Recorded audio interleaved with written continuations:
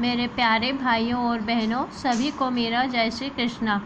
आइए आज हम पुरुषोत्तम मास की तीसरे अध्याय की कथा सुनते हैं।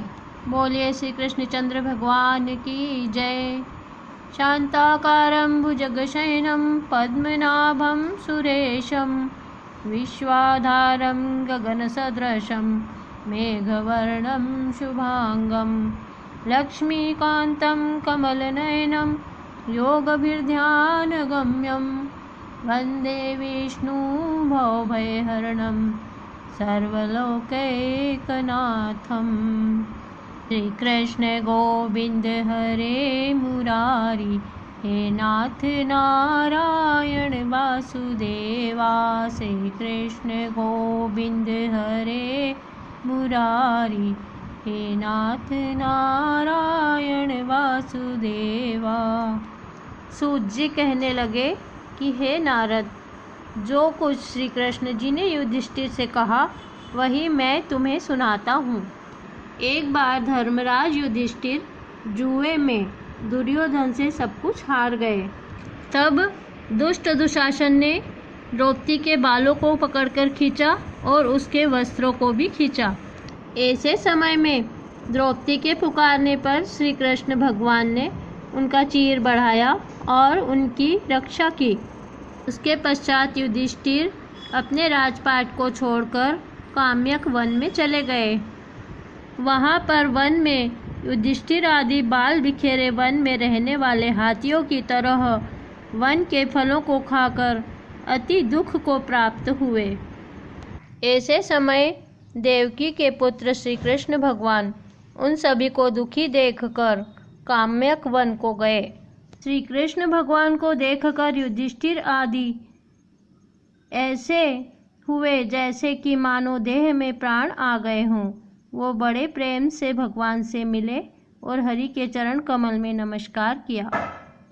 द्रौपदी ने भी श्री कृष्ण भगवान जी को नमस्कार किया। राजा युधिष्ठिर और द्रौपदी को दुखी देखकर श्री कृष्ण भगवान को भी अत्यंत दुख हुआ। तब विश्व आत्मा भक्तवत्सल भगवान ने दुर्योधन को भस्म करने के लिए कोप किया। तब भगवान ने कोप किया तो ऐसा लगता था मानो करोड़ों काल कराल समान श्रीमुख से प्रलय काल की अग्नि उठी हो और दांतों को पीसते हुए मानो त्रिलोकी को भस्म कर देंगे। तब अर्जुन श्री कृष्ण भगवान को क्रोध में देखकर भय से कांप उठे। युधिष्ठिर और द्रौपदी और वहां उपस्थित सभी वृंद भगवान को प्रसन्न करने के लिए हाथ जोड़कर उनकी स्तुति करने लगे। अर्जुन कहने लगे, हे जगन्नाथ, हे जगत पिता, मैं जगत के बाहर नहीं हूँ, फिर आप मेरी रक्षा क्यों नहीं करते? आप मेरी सहायता क्यों नहीं करते? आप तो सारे जगत की रक्षा करने वाले हो, जिसके नेत्र के गिरने से ब्रह्म का पतन हो जाता है। जिनके कोप से क्या कुछ न हो जाए कोई नहीं कह सकता। हे तात, हे जगतपते, इस संहार करने वाले क्रोध को हरिए। आपके क्रोध से संसार में प्रलय हो जाएगा। भगवान कहने लगे कि हे नारद, इस प्रकार अर्जुन हाथ जोड़कर श्री कृष्ण भगवान को नमस्कार करने लगे। तब श्री कृष्ण भगवान अर्जुन के इस प्रकार के स्तुति वचन सुनकर शीतल हो गए और प्रेम पूर्वक अर्जुन के सामने प्रकट हो गए।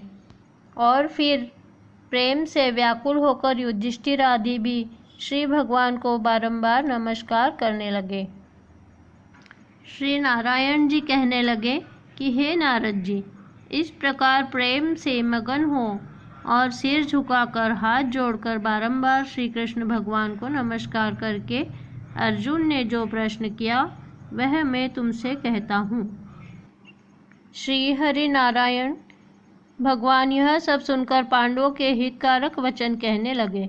श्री कृष्ण कहने लगे, हे अर्जुन, मेरे वचनों को सुनो और आपने जो अपूर्व प्रश्न किया है सो यद्यपि मैं इसका उत्तर देने में समर्थ नहीं हूँ।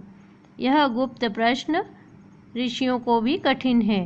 तो भी हे अर्जुन, मैं तुम्हारी मित्रता और भक्ति से प्रसन्न होकर अत्यंत कठिन उत्तर को क्रम से कहता हूँ, सो सुनो। हे अर्जुन, कोई समय में संयोगवश अधिक मास आए, उसको सब असहाय, निंदक, अपूज्य, मल मास और रवि की संक्रांति से वर्जित ऐसा कहते हैं। मल मास होने से स्पर्श करने योग्य नहीं है, सब कर्मों में निंदित है। इस प्रकार लोगों के वचन सुनकर वह मलमास कांतिहीन, निरुद्योगी, दुख से युक्त मेरे पास आया और बैकुंठ में, जहाँ पर मैं निवास करता था, स्वर्ण के सिंहासन पर बैठे हुए देखकर मुझको दंडवत प्रणाम किया और दोनों हाथ जोड़कर नेत्रों से आंसू बहाता हुआ इस प्रकार कहने लगा। प्रिय भाइयों और बहनों, पुरुषोत्तम मास के तीसरे दिन की कथा यहीं समाप्त होती है। श्री कृष्ण गोविंद हरे मुरारी, हे नाथ नारायण वासुदेवा। श्री कृष्ण गोविंद हरे मुरारी, हे नाथ नारायण वासुदेवा। अच्युतं केशवं राम नारायणं कृष्ण दामोदरं वासुदेवं भजे। श्रीधरं माधवं गोपिकावल्लभं श्रीजानकीनायकं श्रीरामचन्द्रं भजे। श्रीराधिकानायकं श्रीकृष्णचन्द्रं भजे। बोले पुरुषोत्तम भगवान की जय, श्री कृष्णचंद्र भगवान की जय। चौथे दिन की कथा लेकर मैं फिर कल आपके सामने उपस्थित रहूँगी। जय श्री कृष्णा।